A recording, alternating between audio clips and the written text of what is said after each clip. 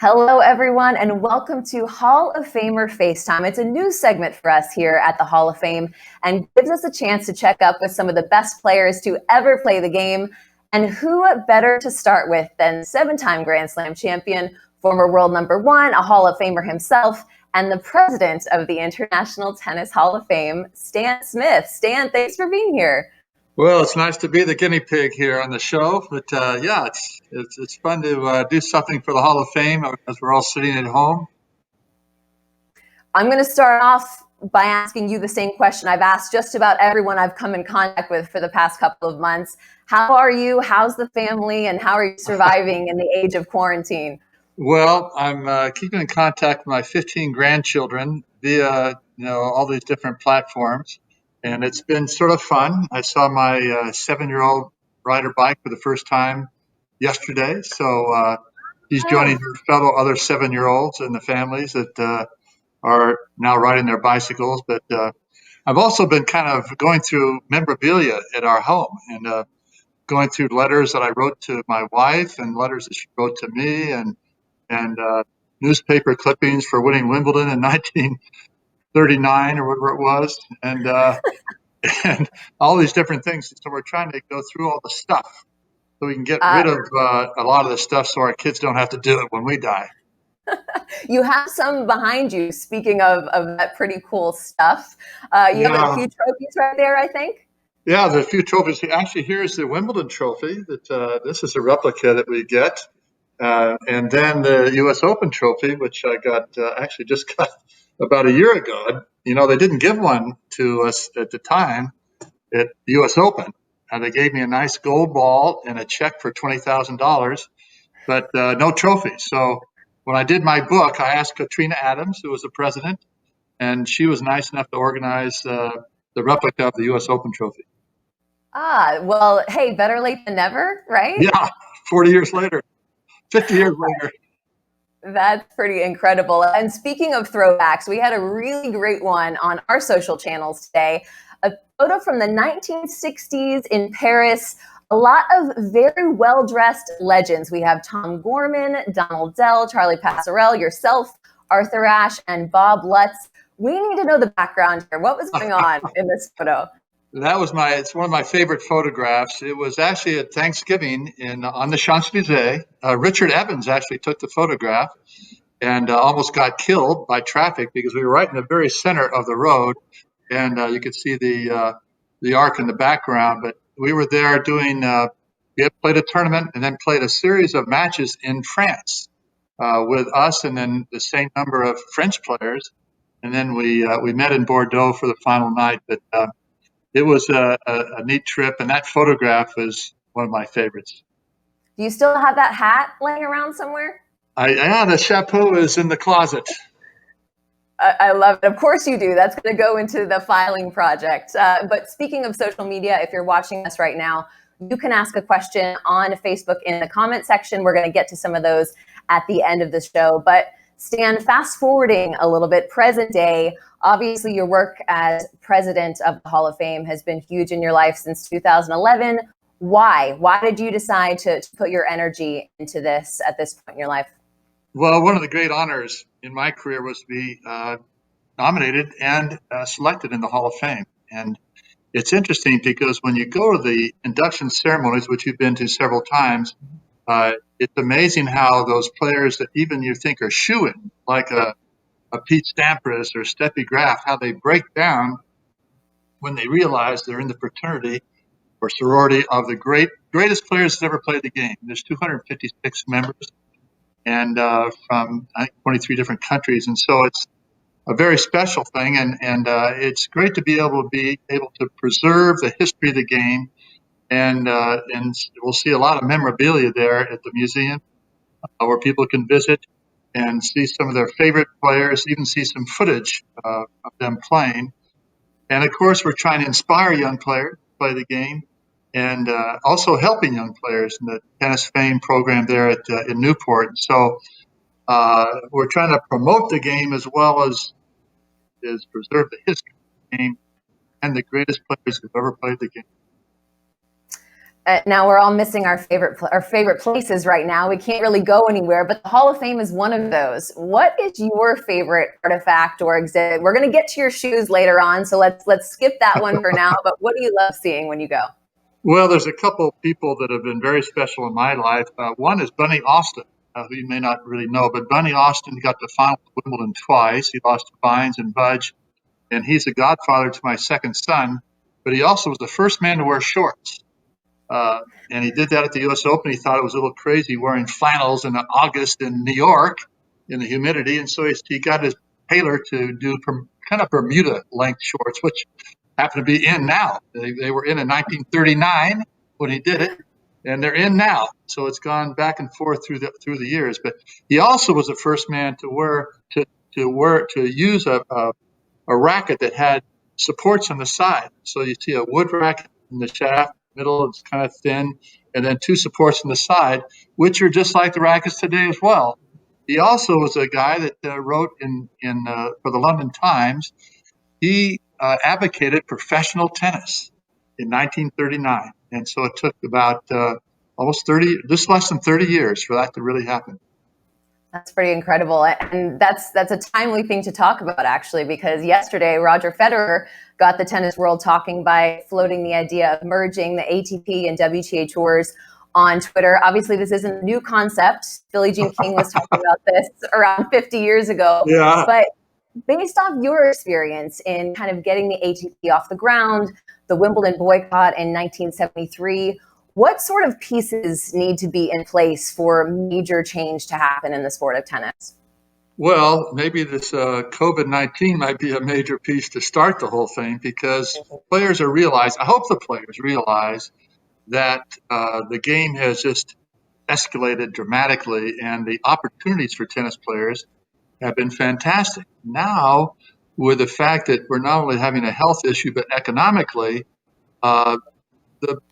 those smaller tournaments particularly are really suffering. And the bigger tournaments like the French and the U.S. Open, the ones that didn't have the foresight to get insurance in case the event was closed, are suffering because of the huge prize money that has been offered to the players. And so I hate to be an older guy saying, oh, these guys get too much prize money, but I think the guys now are starting to understand that, you need to have 100, 250 players out there playing to really keep the game going in the future. And players like Laver, Rosewall, even going back to Budge and Vines and Kramer and Gonzalez, those guys really made the game possible for these young guys that are making millions of dollars. And these young guys are great guys, and they're realizing that they need to give back. And so we've been talking about that with young players who are trying to give back, but now they're realizing that it's vital for their peers and the younger guys following them that this game is very healthy. And you mentioned the money factor. I was actually going to bring this up because in 1972, I believe your Wimbledon winnings, £5,000, which is maybe $6,100 around there with today's exchange rate. When you see the winner of the U.S. Open taking home $3.4 million around there, what is your reaction knowing what tennis came from? Well, the good news about the Wimbledon £5,000 was the exchange rate was 2.78. Oh, okay. So close to around $13,000 to $14,000. I was really rolling in it at the time. But you think about my feeling about prize money is that it's really a marketing thing, and it's really supply and demand. It's going back to bare economics. If there are people out there that are willing to pay the tickets, there's sponsors that are willing to put money up there for the players. There's TV that wants to cover it, and you can generate that much in revenue. Then the players, deserve to get, compensated, fairly for that. And so I think that's fair now. But the players are now realizing that, sponsors not so, rich as they were. The TV is not getting the coverage that they had. And people maybe can't afford those big tickets that you're doing, or the companies to buy boxes and suites and things. And so I think the players are smart, and they realize that the game has gotten rich, and they may not be able to handle those same levels of prize money going into the future, at least for the time being. So, that's going to be good for the players to understand and to realize that they need to give back to the game in many ways. And I must say, you look at the top men and the top women, they really are willing to give back, and they realize that they've got a very good situation, or they've had Sure. one. I'm not sure about now. So maybe at the end of this, that we'll come out of it with a bit more of a collective mindset, and that may actually end up supporting some of the players who are ranked slightly lower, so you really can build that next generation. Well, it's the players, the fans, the sponsors, the TV, and those are the ingredients, and the administrators. But that's the ingredients of the game today. And so all four of those elements, with the administrators, hopefully being involved, to make it happen. I was in the pro council at the very beginning when we had, 3 players, 3 tournament directors, and 3 ITF members. There are 9 people on the pro council that ran the tour, and that's how it has to be. It has to be cooperation between all the elements of the tour, and the idea of having the men and women playing together. We already have the majors, and I don't know, 6 of the 9 other big tournaments the men play that have women as well, and so that can work as well, I think. And it's always interesting to see who the fans are coming. In the big tournaments, they're coming to see both the men and women play, and we've got some fantastic women as well as men playing the game today. All right, switching gears a little bit, we have to talk about Davis Cup. Such a huge part of your life and your career from a small child. That was a huge goal of yours. How do you feel with the changes that we've seen in terms of the Davis Cup structure in the past year? Well, I mentioned on an earlier show, or they mentioned that I wasn't eligible to be a ball boy when I was 16 years old because it looked like I might bother the players. I was tall and gangly at 16, and they didn't want me to be on the court to bother the players. But it did kind of motivate me to get to play Davis Cup, and eventually I was able to do that. One of my 4 goals, was the first to become the U.S. Davis Cup team, 2 to become the number 1 player in the United States, 3 to win Wimbledon, and 4 to be the best player in the world. And so when I got to play Davis Cup the first time in 1968 with those guys we saw on the screen, it was a real thrill. And then to be able to be on 7 winning teams is so special, especially when you play outside the country and they play the national anthem and they have the flag and they introduce you as this is a player from the United States rather than just an individual player. It's very special. And so I'm sad to see what happened to Davis Cup. I had 2 points of view on it. I really felt that the top players weren't supporting it, and so a change had to be made. But now you got a change that's gone one way where it's difficult to see all the players doing all the things, playing this new ATP Cup as well as the Laver Cup and the Davis Cup and as well as the Grand Slams and the other major tournaments. And so I really think there has to be a merger now to really solidify the cup play, get those 3 together and make it an extravaganza like it should be and like it always has been. And it's such a thrill to represent your country. And you ask any Olympic athlete, and they'll say the same thing. So then you got the Olympics too as another team event, which we didn't have before. So you got a lot of events that need to be merged in some way. Sure. Now, this week, in addition to Roger and Rafa being on social media, Novak Djokovic and Andy Murray actually did a really neat Instagram live together where they sort of asked each other questions. But at one point, they were talking about the next generation on the men's side that we've sort of been waiting to see maybe for the last 5 or 10 years even. I read a story about the first time you actually saw Bjorn Borg. He was 16 years old, I think, at the time. Did you see something special in him sort of as the next gen? And I'm curious what your reaction was when you first saw him play. Well, the year we boycotted Wimbledon in 1973, I went to Båstad, which is a tournament after, and I played Bjorn in Båstad. He was 16 years old. And I beat him because he made too many mistakes. The next year, he became a human backboard and didn't make a mistake the whole year. He won the French at 17 years old. And so the king of Sweden, King Gustav, actually came on the court and spoke to both of us after our match because he realized there was a special young guy from Sweden that was coming along, and he really was special. And he's in my top 5 of all time. And got to play him a couple times, and he was the player of he and Nadal. That would be my dream match to watch, playing at Roland Garros on the clay. Those guys hammering it back and forth for who knows how long, because those two are by far the best. I thought nobody would be better than Borg on clay, but Nadal has taken it to the next level and doubled everything he did. Absolutely incredible. Do you see, when you're watching tennis today, do you see anyone who sort of has that spark, any of the young players on the men's side or the women's side? Well, certainly on the men's side, you see that Tsitsipas has got a special flair in his game, and that one-handed backhand is spectacular. You got the two Canadians, Shapovalov and Olgar Aliassime. They're both very, very talented guys and fun to watch, and I think are going to be in the top 10 in the world for a while.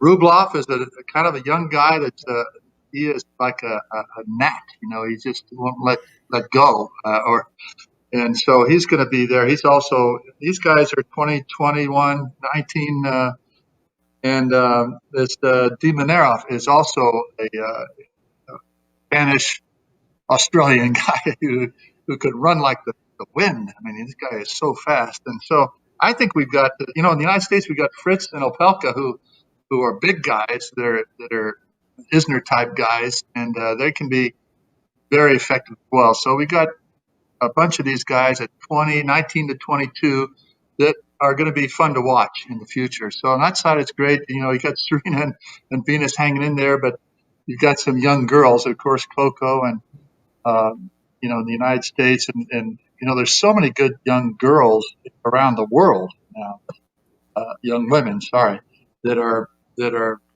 very impressive and have tremendous futures. And so I think the game is in pretty good hands right now if we can get out there and play.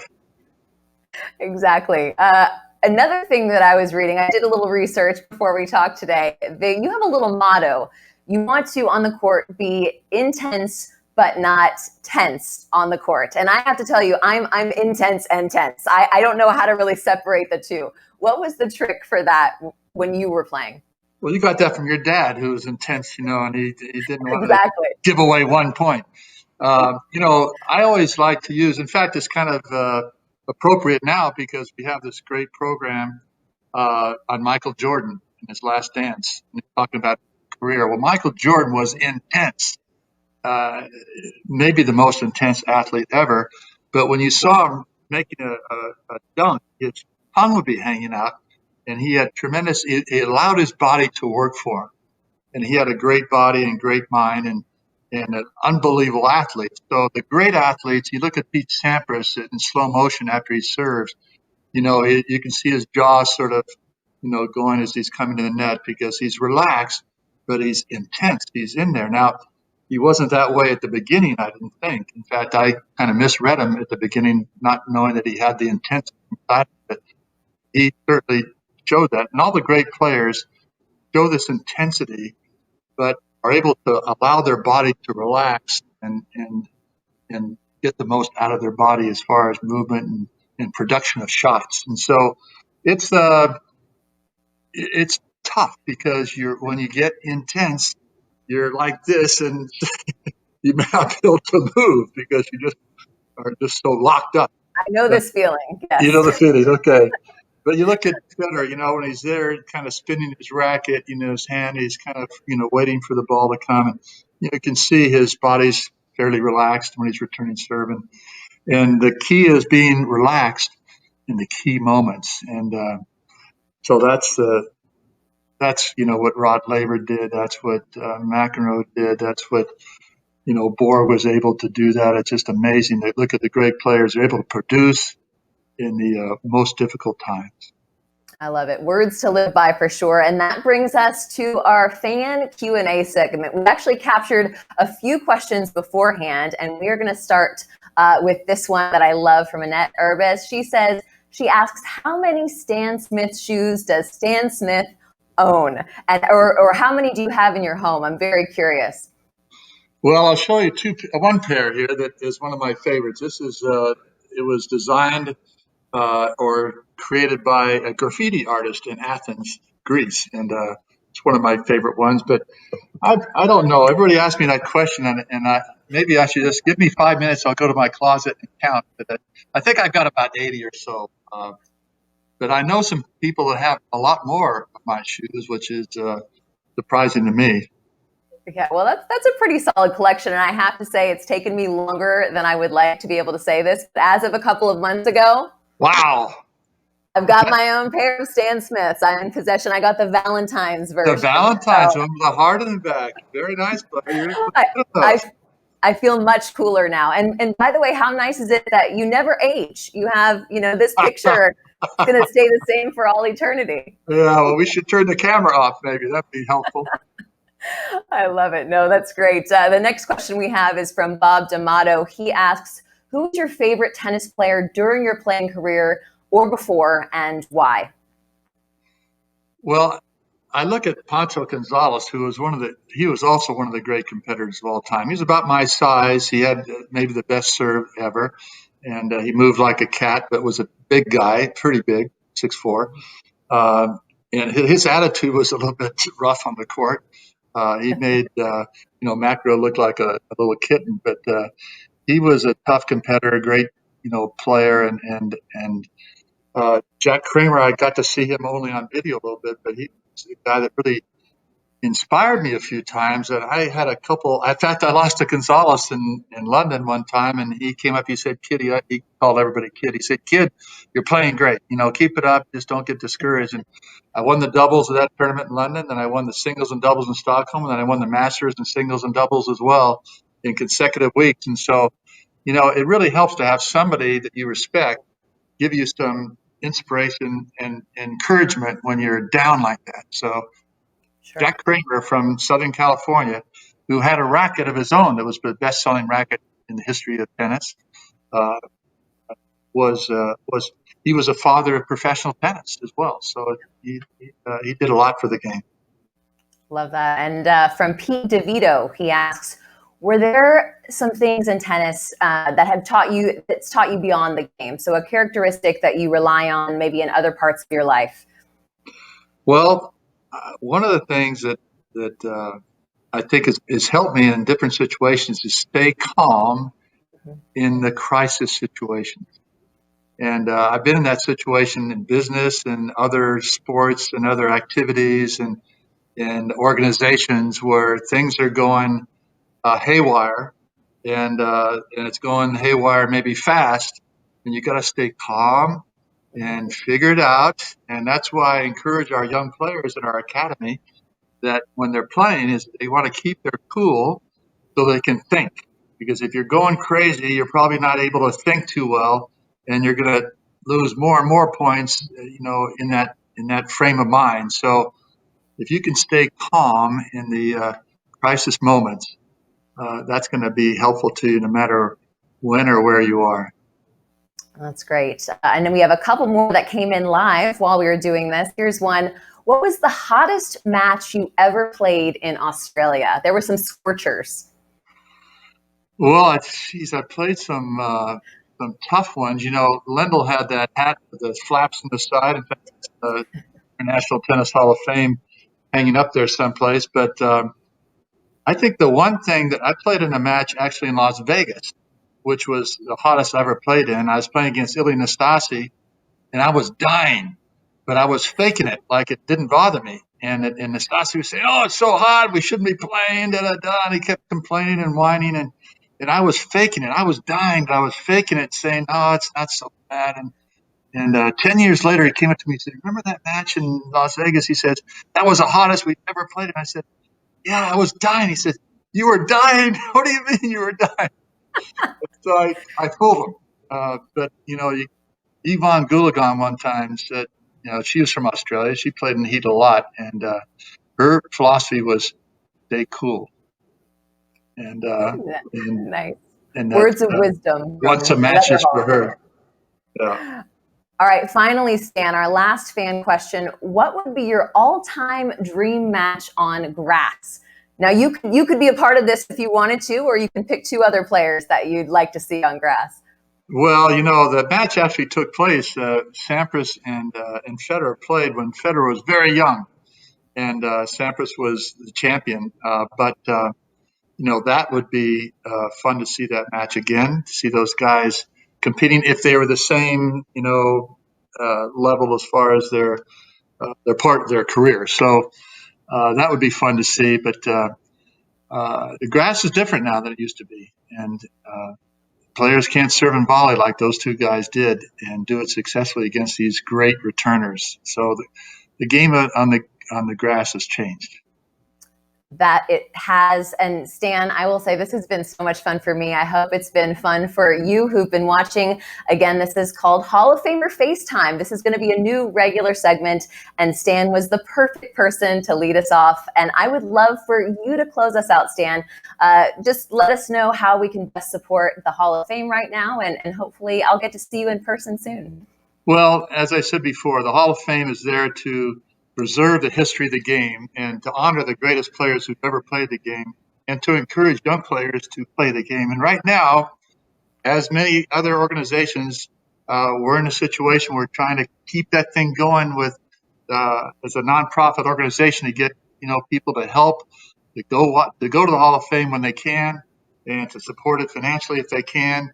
And they can go online too and see some of the museum. I just saw it today to kind of review in my mind what's there, but they've got some great digital online museum artifacts that people can see and see about the history of the game and see some of those great artifacts. So please support the game in any way possible. Come to Newport and see the museum and see the tournament there. Hopefully we'll have it this year. It's still on schedule, but may not happen. And keep supporting the great players that have played the game.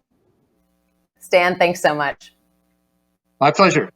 Say hi to your folks. Will do.